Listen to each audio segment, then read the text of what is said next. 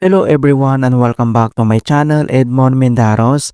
And for today's quick tutorial guys, I'm going to show you on how to resolve if you're coming across an issue with your Intel graphics driver and it says something went wrong. Your system has a driver that is lacked to manufacturer specifications. Please try downloading the latest driver from the manufacturer's website to update. As a result, they fail to install the Intel graphics driver. The issue occurs because your existing graphics driver is locked to the manufacturer preset specifications due to security reason. Kung paano ba natin ito i-fix, and without further ado, and let's go ahead. So the first solutions we will do is to update your display adapter. Kung paano ba yan natin gawin? All you have to do is to open up on a search menu.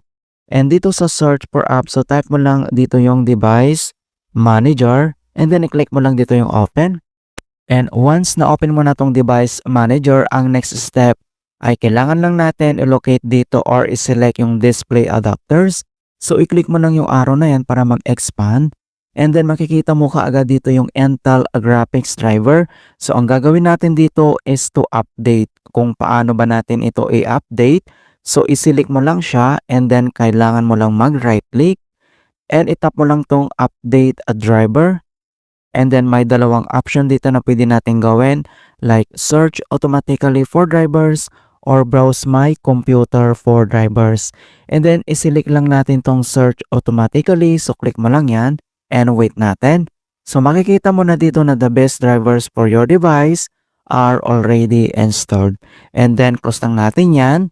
And next step ay dito lang sa start menu and kailangan mo lang mag-restart. Okay, click mo lang yan.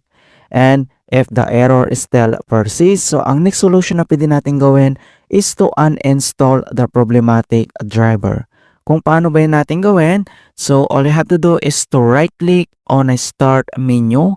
And then, select mo lang dito yung device manager.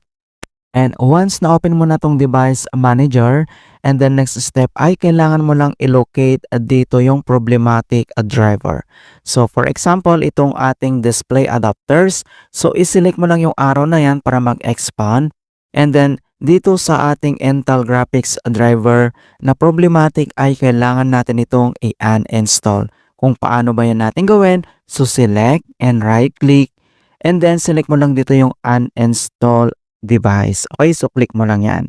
And then after dito sa device manager at after mo ma-uninstall, so dito lang ulit sa start menu and kailangan mo lang ulit mag-restart. Okay, click mo lang yan.